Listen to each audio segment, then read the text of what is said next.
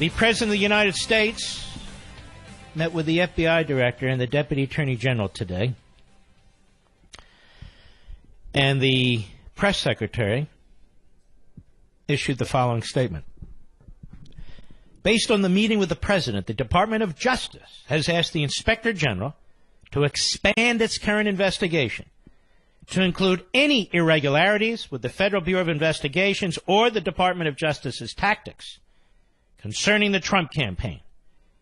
It was also agreed that White House Chief of Staff Kelly will immediately set up a meeting with the FBI, the DOJ, the Department of National Intelligence, together with congressional leaders to review highly classified and other information they have requested. Many of you have called here and say, why doesn't the president do this or do that? Well, he just did something big. When I was on Hannity on the Fox News channel last Thursday night, I said the following. Go. You talk about the spies. It wasn't just one FISA court judge that was given phony information that was never verified, never corroborated, never were they told that Hillary bought and paid for this information with a foreign agent. Where's Congress? Why won't Congress bring these FISA judges before them and demand to know how they feel about being lied to? I'll tell you why. Because unlike the Democrats, the Republicans scatter. Like rats. They scatter. You have certain Republicans who throw in with the Democrats because they want to destroy this president. They can't get over the fact that he got elected, and they can't get over the fact the American people didn't follow them. The American people don't even know who they are. But I want to emphasize something here so your guests in the future can repeat what I'm going to say, which is this. We need an accounting of what Mr. Brennan did, of what Mr. Clapper did, of what Mr. Book Salesman Comey did. We need an accounting of what Susan Rice did, of what Samantha Powers did. We haven't even gotten into the unmasking stuff yet. Nope. Not because we want to get even, because we need an accounting. People need to be held to account. Number one. Number two, gotta run, Mark, we need to fix these departments and agencies. Mark, if we don't fix it, we lose our country. All right, so anyway, that was Thursday night. The president tweeted Sunday, and the president held a meeting today. And the press secretary, again, just issued this statement, just issued it. Based on the meeting with the president, the Department of Justice has asked the Inspector General to expand its current investigation to include any irregularities with the FBI, Department of Justice tactics concerning the Trump campaign. And it goes on to other matters, too. I'm telling you, we know how to do this. I brought up to you tonight, spurred on by an outstanding opinion piece written to me, and we'll see if we can get it published, by Stephen Calabrese, professor, Northwestern Law School. And it's his opinion, and I share it, that Robert Mueller's appointment is unconstitutional. Not for all the reasons the former prosecutors, the former professors, the former this and that will say. No. It's much more fundamental than that. The professor, and now I, have looked at the Supreme Court decisions, and he's right. He's right. It violates the Appointments Clause. Every special counsel, or every independent counsel, does not necessarily violate the Appointments Clause. This one does. This one does. For a number of reasons. Number one, his original appointment was enormously broad. Didn't even provide any criminal statutes. Number two, he's broadened it beyond that. Well beyond that. Number three, the oversight that takes place isn't really oversight at all. The Deputy Attorney General is a rubber stamp. Number four, this special counsel is more powerful than any United States attorney in the country. He is a principal officer. He's not an inferior officer like an assistant United States attorney reporting day after day after day to the U.S. attorney. That's not happening here. It's a very strong argument under the Appointments Clause. In this particular case, given these set of facts, and that's what you have to look at. I'm not making an across-the-board argument that you can never have a special counsel.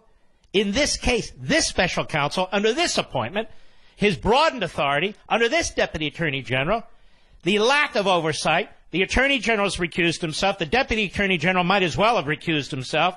This is the perfect instance in which to challenge the appointment in this case. He's no inferior employee, official. There's no question about that. He's threatening to subpoena a president and drag him in front of a grand jury. I'm not aware of any U.S. attorney who's done that. He's demanding that the President of the United States answer a whole bunch of questions that really have nothing to do with any crime in order to set him up for impeachment. That's not an inferior official. That is a principal official. And I might add, unconstitutional on multiple levels.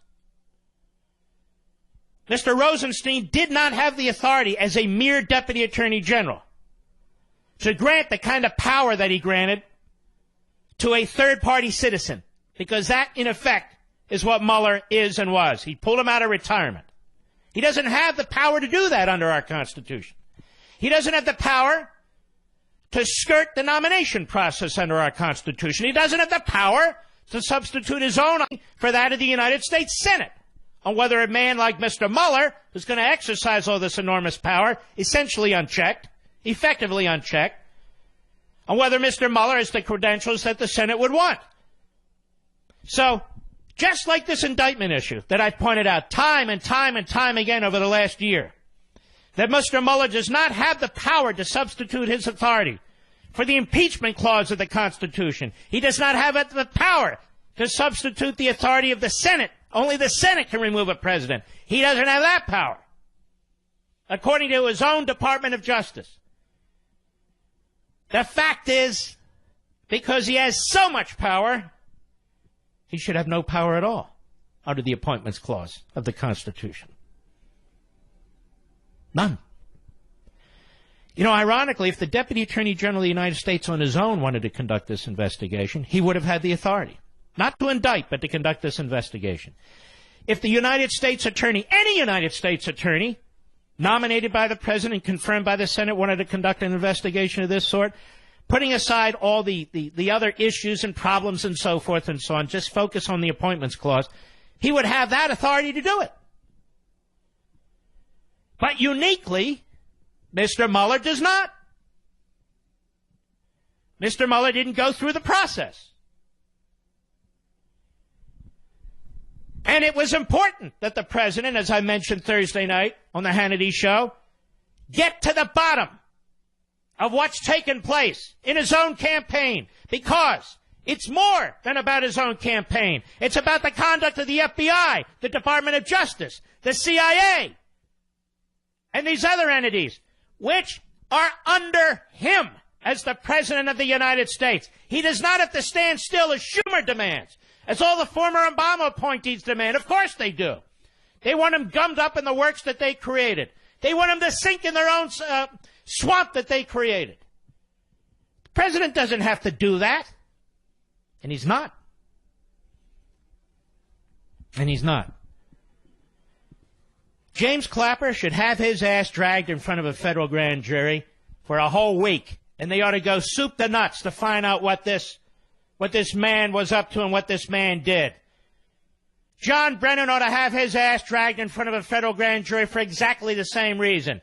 Jim Comey, exactly the same reason. Sally Yates, same reason. Susan Rice, same reason. Samantha Power, same reason. It's been done to all the Trump people.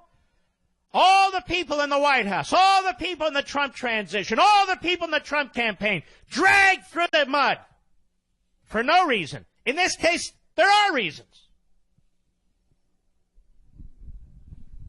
Sometimes I feel like we're living in the old Soviet Union. All right, we'll be right back. Mark Levin.